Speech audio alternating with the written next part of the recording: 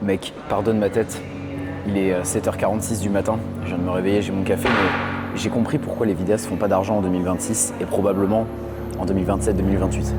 Je vais te lister ces 3 raisons, donc reste bien jusqu'à la fin de cette vidéo. Tu vas voir que c'est pas forcément ce que tu soupçonnes, c'est pas toujours lié à l'acquisition parce que je connais plein de filmmakers qui en soi sont pas mauvais en vente, tu vois, je les ai déjà vus faire des appels de vente, des cold calls, ce genre de choses, mais parfois il faut comprendre que le problème, il vient de la personne et il vient aussi beaucoup de l'ego. Et justement, c'est ce dont j'ai envie de te parler dans cette vidéo. Ce qui m'a donné la réflexion de faire justement ce format YouTube qui est un petit peu plus raw et qu'on va être amené à proposer sur les prochaines semaines sur la chaîne, que j'ai hâte de te présenter, c'est que j'étais au séminaire Visual Elite, la 3e édition qu'on a organisée à Paris. C'est un événement absolument incroyable. Genre il y avait 10 élèves que j'ai dans le consulting, on a fait scale, on a apporté du résultat sur les derniers mois et on a eu du résultat et de l'implémentation concrète qu'on a fait pendant l'espace de 3 jours dans un bel appartement. Et de toute façon, je te réserve tout un documentaire qui va arriver prochainement sur cette chaîne YouTube. Tu as déjà les 2 éditions précédentes que tu peux aller voir si jamais ça t'intéresse. Je vais te les mettre en fiche quelque part juste ici. Et en fait, pendant ce séminaire, j'ai fait venir mon ami Thibaut Marty, le grand chauve entrepreneur qui fait 40 000 euros par mois, 30-40 000 euros par mois sur Instagram, qui a une bonne brand que tu as sûrement vu déjà passer. Et en fait, c'est un très bon pote à moi. Il est venu au séminaire et il m'a dit quelque chose, c'est que, mec, je sais pourquoi tes élèves sont encore bloqués dans leur acquisition sur certains aspects, tu vois. Il est venu à l'événement, il m'a dit, mec, ça vient d'eux. Ça vient pas de leur talent, etc.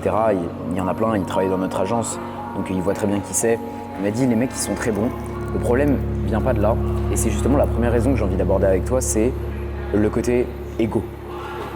On pense dans la vidéo que quand tu fais genre 3-5 cas par mois, t'es le boss. Genre t'es le boss de fin de jeu, etc. Sauf que je sais que si t'es sur cette vidéo, c'est que toi tu vises pas 3, tu vises pas 5, tu vises 10, et c'est une très bonne chose, et tu devrais, et ça devrait être ton standard. 10 dans la vidéo, et c'est pas tant que ça, hein. C'est plus ou moins 3 clients à 3K. Quand tu vas dans le B2B, ça peut aller assez rapidement, tu vois. Et en fait, ce qui est ouf, c'est que je sais que la plupart des gens qui me verront en train de dire ça se diront « Putain, mais lui, il a de l'ego, etc. » Ouais, mais mec, aujourd'hui, notre agence, tu vois, elle tourne à plus ou moins 15 000, 20 000 euros par mois, les meilleurs mois de chiffre d'affaires, et c'est nul. Genre, c'est nul, mec. Genre, t'as pas idée des agences en sous-marin dans la création de contenu qui font genre 200 000 euros par mois, tu vois. Alors, évidemment, toi, t'es freelance, donc on va pas se comparer sur ces mêmes paliers, mais tout ce que je veux dire par là, c'est que en fait, l'ego des vidéastes, il faut le briser. Genre, t'es vidéaste, brise ton ego, mec. Fais-toi taper dessus. Fais-toi matraquer la gueule par des mecs qui sont bien plus forts que toi.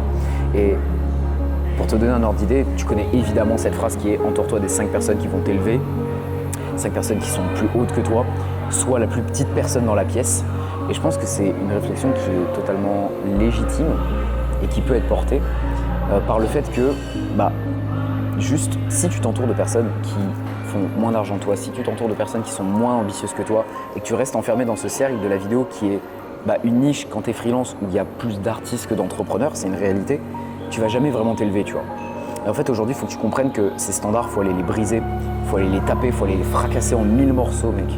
Parce que tu peux aller atteindre beaucoup plus. J'ai Nathan, mec, qu'on a accompagné en 30 jours de quasiment 0 à 10 000 euros de chiffre d'affaires contracté. Là, aujourd'hui, il tourne à 10K encaissés tous les mois. Il a fait des mois à 12, là, on va le chercher 20, mec.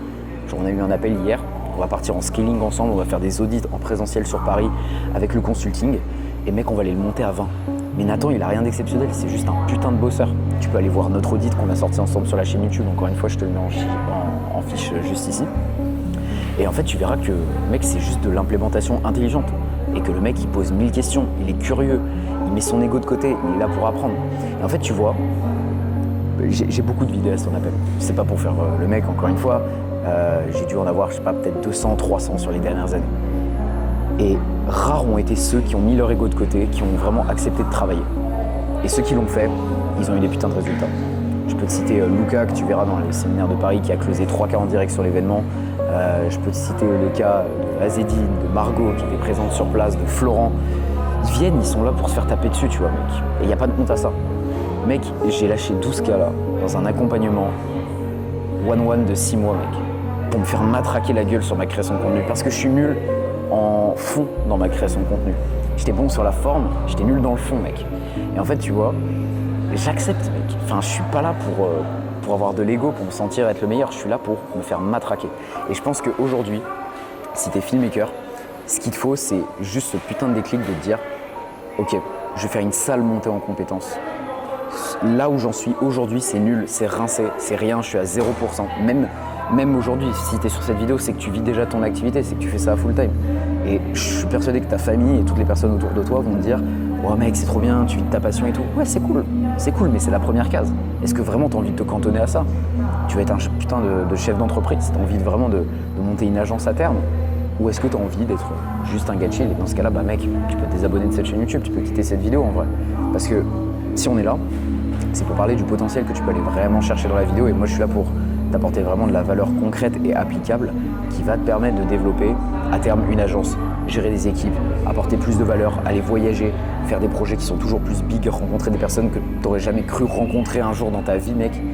On a été amené à filmer avec toute la team Nicolas Haute, Benoît Saint-Denis, etc. sur Paris avec mon associé. C'est des trucs, mais quand je prends du recul, je me dis mais c'est n'importe quoi. C'est n'importe quoi, mec. J'aurais jamais imaginé filmer ça un jour dans le cadre de mon métier. Et ça commence à devenir des standards. Donc, il faut que tu comprennes une chose, mec, c'est que ça peut aller vite. À partir du moment où tu es le plus petit dans la pièce, tu mets ton ego de côté et tu acceptes de t'élever. Maintenant, le deuxième point que je voulais aborder avec toi, c'est le fait que les vidéastes, ils sont pas si compétents que ça. Genre la majorité du marché est rincé. Et c'est un fait. Alors là, tu vas me dire, comment ça, il y a plein de vidéastes extrêmement compétents, etc. Oui, non mais, frérot, c'est bien d'acheter la FX5. C'est bien d'être bon en color grading. C'est bien de délivrer rapidement tes clients. Mais c'est pas ça être compétent. Aujourd'hui, tout le monde fait ça. Genre, est-ce que vraiment tu vas te démarquer sincèrement sur ton marché à juste faire genre des très belles vidéos, des très beaux after movies, des super packs de batch content, ce genre de choses-là, et une belle colo? Non frérot, parce qu'en fait, tu vas être un prestataire. Sauf que tu peux pas scaler en étant prestataire, tu dois être partenaire, tu vois. Ça, je le répète constamment partout, je le placarde à toutes les personnes que j'ai dans le consulting, sur mon compte Insta, sur cette chaîne YouTube, j'en parle H24, mais c'est une réalité. Un prestataire, c'est remplaçable. Un prestataire, on ne travaille pas avec lui sur le long terme, donc on ne génère pas de MRR, de Monthly Recurrent Revenue, de revenus mensuels. Ça ne permet pas de se développer. Donc, tu es bridé, tu es freiné par ça. Et c'est un vrai problème. Alors que si maintenant, aujourd'hui, tu étais sincèrement dans cette dynamique de déjà juste comprendre à qui tu t'adresses, faire une vraie étude de marché approfondie. Où sont les besoins, où sont les pain points, où sont les problématiques. Tu cartographies tout ça et tu proposes la meilleure offre possible pour pallier à tous ces problèmes. Nous, aujourd'hui, notre ICP chez NV, c'est un solopreneur qui n'a pas de temps. Donc déjà, c'est une offre clé en main où on gère toute sa création de contenu. On fait la programmation, on fait les miniatures, on fait absolument tout de A à Z. On a toute une team de freelance à sa disposition. Le mec n'a pas à aller chercher des prestataires dans tous les sens, perdre de l'énergie, etc. En une journée ou une demi-journée de tournage par mois, il a tout son contenu posté, programmé et optimisé pour avoir de l'attraction. Il y a du coaching sur la prise de parole. On l'aide à mieux s'exprimer devant la caméra parce que c'est une difficulté qu'il a, qu'on a comprise. On va lui apporter vraiment une brain restructurée. On lui fait toute une image de marque, etc. Parce que pareil, c'est quelque chose qui manque. On étudie vraiment les codes, on étudie l'avatar de notre avatar client, sa cible, et on lui propose vraiment quelque chose d'adapté et de cohérent pour qu'il vende mieux sur son marché en alignant sa brand aux produits qu'il va venir commercialiser. Et en plus de ça, on va aller chercher des formats gagnants, funnel, tofu, mofu, bofu dans sa création de contenu. L'objectif étant de lui apporter de l'attraction, du résultat et surtout plus de conversion. Les résultats, qu'est-ce que ça donne? On a des clients chez NV qui aujourd'hui, en l'espace de 2 mois de contenu, sont allés faire beaucoup plus de cash, ont qualifié leur audience, ont que des paiements une fois alors qu'avant ils avaient des paiements différés, des paniers moyens qui sont plus élevés. Et c'est pas un hasard. On a juste compris vraiment ce dont avait besoin notre avatar. Et ça, c'est différenciant. Et aujourd'hui, on a des clients qui nous payent 1000, 2000, 3000, 6000 euros par mois parce qu'on est partenaire. Et pas parce qu'on est des prestataires remplaçables. Prestataires remplaçables, tu vas être pris par des agences pour aller faire de la capta de temps en temps. Et c'est cool, tu vas faire ton 2000 euros par mois, mais tu vas être bridé par ça. Donc pareil, encore une fois, qu'est-ce que tu veux réellement? Est-ce que tu veux plafonner ou est-ce que tu veux être un partenaire? Et dans ce cas-là, il faut créer vraiment des offres qui sont high ticket, qui sont high value. Et justement, je sais que c'est pas forcément le step le plus simple de faire une étude de marché soi-même parce que c'est complexe. Il faut passer par du cold call, de la prospection physique, il faut savoir surtout comment poser les bonnes questions, comment vraiment aller récolter de la data et surtout comment aller trouver nos premiers clients qui vont nous permettre de faire de la proof sur cette offre sur le long terme parce que souvent c'est ce qui manque aussi beaucoup, c'est de faire du résultat client. Tu as un lien en dessous. Tu peux prendre rendez-vous avec moi. C'est pas un appel de closing, ok mec, c'est un appel pour voir si on peut bosser ensemble sur de l'immersion, donc du présentiel. Comme tu le sais, aujourd'hui on fait du consulting, c'est 100% du one-one que je propose, ok, il n'y a pas de groupé, etc. C'est que des schémas de séminaires, comme tu peux le voir déjà sur ma chaîne YouTube, comme celui qu'on a organisé à Paris, ou du présentiel directement. Chez toi, on fait des audits pendant 2 jours, on review toute ta stratégie, on crée ton offre ensemble, on fait les appels de closing ensemble, je te montre tout de A à Z. C'est de l'implémentation en one-one, il n'y a personne qui fait ça aujourd'hui sur le marché francophone des vidéastes. Et ça peut nous permettre de mettre en place ton étude de marché pour vraiment comprendre ta situation. Donc cet appel, vois-le comme un audit, c'est gratuit évidemment, ça ne t'engage en rien. Mais par contre, si on voit que vraiment on peut bosser ensemble, bah mec, on va pas se la branler, on va pas tourner autour du pot et on va être amené à voir comment tu as fait. Okay, donc si vraiment c'est quelque chose qui te parle, premier lien en description et on voit ça directement tous les deux. Maintenant, je vais aller sur le 3e point qui va probablement, je pense, conclure cette vidéo. C'est que, encore une fois, ça rejoint l'ego, c'est ne pas vouloir se nicher. Alors ça, on le dit tout le temps en appel et mec, c'est un truc qui me rend dingue. C'est-à-dire que toi, demain, tu veux acheter une bagnole de sport, ok ? Qu'est-ce que tu vas faire? Est-ce que tu vas aller dans un concessionnaire genre garage lambda en espérant trouver une Ferrari ou est-ce que tu vas dans un concessionnaire de luxe, voire même chez Ferrari directement? Bah, évidemment, tu vas te diriger vers le concessionnaire qui a les véhicules les plus adaptés pour toi. C'est exactement la même chose. Aujourd'hui, tu veux pas te nicher, ok, trop bien, tu veux toucher à toutes les niches, c'est génial. Mais en fait, tu n'as pas d'avatar.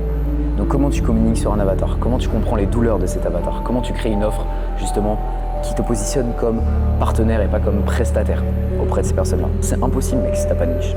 C'est impossible. Et en fait, souvent, la crainte, c'est que quand on se niche, bah, on s'ouvre plus à d'autres projets. C'est faux, mec. Si tu développes une brand de salopard en tant que vidéaste, tu vas avoir des projets variés. Des fois, on va faire appel à toi pour un truc à l'étranger, un voyage, aller filmer un entrepreneur. Des fois, ça va être aller filmer sur circuit, une opportunité qui est pas très loin de chez toi, parce que tu dis que tu es basé dans telle ville ou telle ville. Des fois, tu vas être appelé à collaborer sur des captations, ce genre de choses. Mais le cœur de ton offre et ton positionnement, ça va être la niche que tu vas créer. Sauf que le problème, c'est que personne n'a de niche, personne ne veut se nicher parce que j'ai peur de perdre des prestats. Mec, tu veux aller où en fait? Tu veux aller où? Tu sais, là, évidemment, je suis un petit peu clivant, etc. Je me fous de la gueule de certaines personnes et ça me fait bien rire d'ailleurs. Mais dans la vérité des choses, c'est une vraie réflexion. Genre, si tu te niches pas, mec, tu vas aller nulle part. Genre, c'est un fait.